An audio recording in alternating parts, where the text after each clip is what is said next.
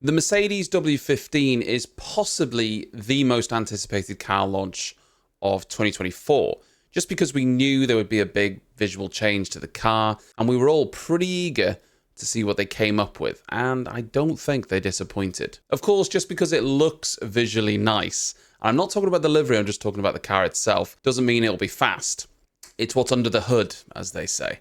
And James Allison has admitted that there's been some compromises because of what they've had to change.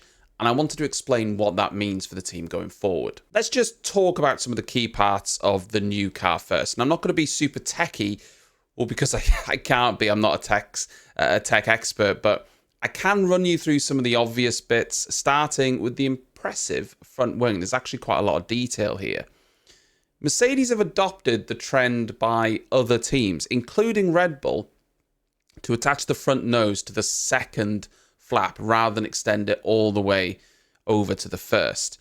This actually improves the airflow under the nose going into that crucial part of the underfloor.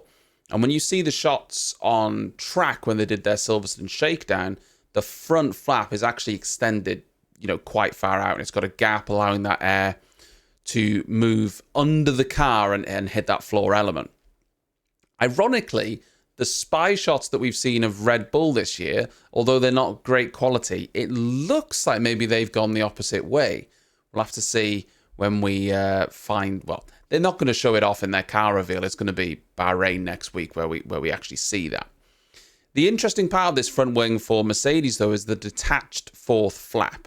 You can have up to 4 flaps, but it wasn't visible on the render. It was only visible when the car went on the track. And oddly, they didn't have it on the render, but they released images of this front wing, so they're not shy in showing it off.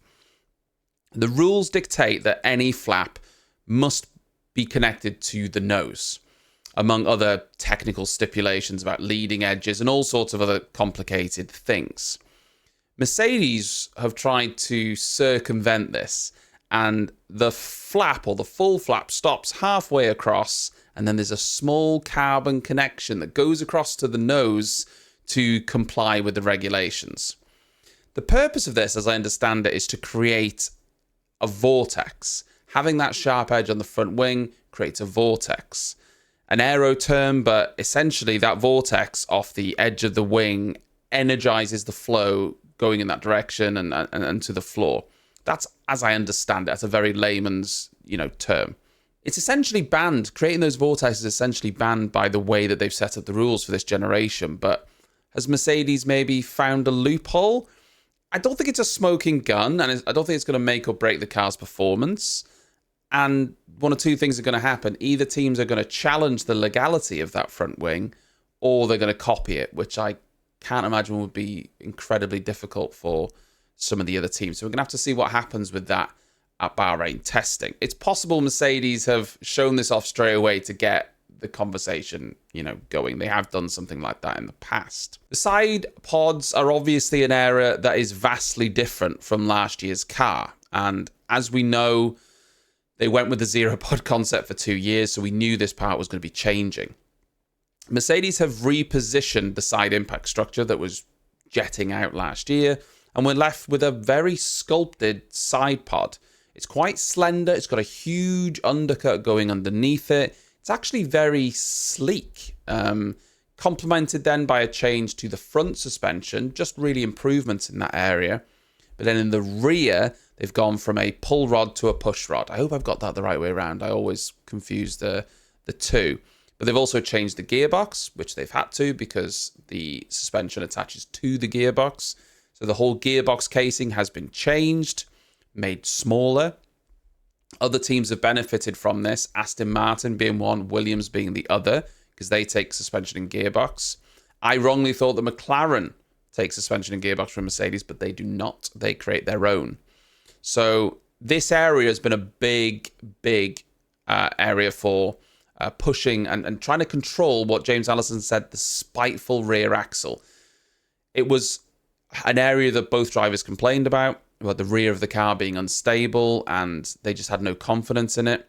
So that's where they've really tried to focus their efforts. As well as that, they've had to completely change the chassis. Sometimes the chassis will carry across over a season, the core of the chassis, and it's the aero surfaces that will change. But they've had to completely change this because of the route they've been down the past 2 years. The cockpit position's been moved back, supposedly by about 10 centimeters.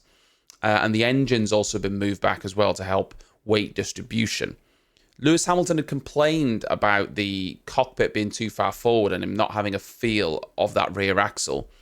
But it's likely this was a design decision made for weight distribution and packaging rather than his, requirement. This then gets us on to the budget cap. James Allison has been involved in this version of the W15, and he was talking after the reveal, and he said some interesting things.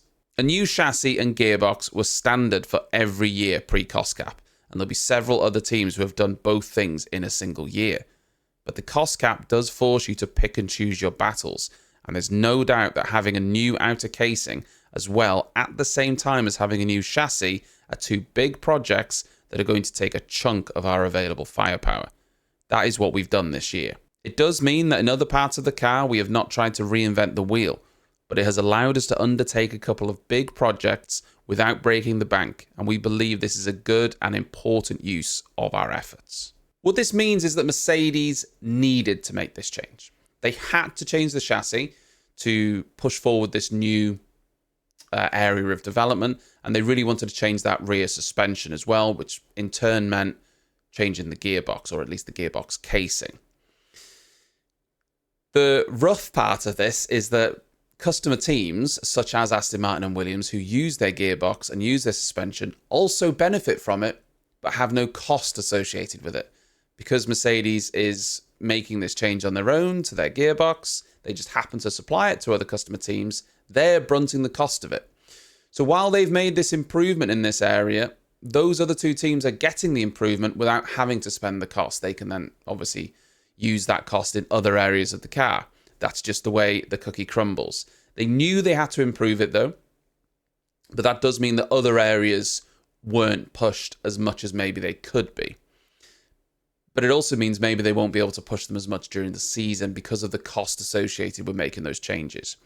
That doesn't mean the car won't be competitive, but it does mean that there's a possibility that this could be another gap year for Mercedes, making all these rudimentary changes that they have to make that take a lot of time, a lot of effort, a lot of money, whereas then next year the big changes have already been put in place and they can really then hone in on the car. The question is, how far have they taken this design? Like I say, it doesn't mean that they're not competitive. They could have found something that has gained on Red Bull.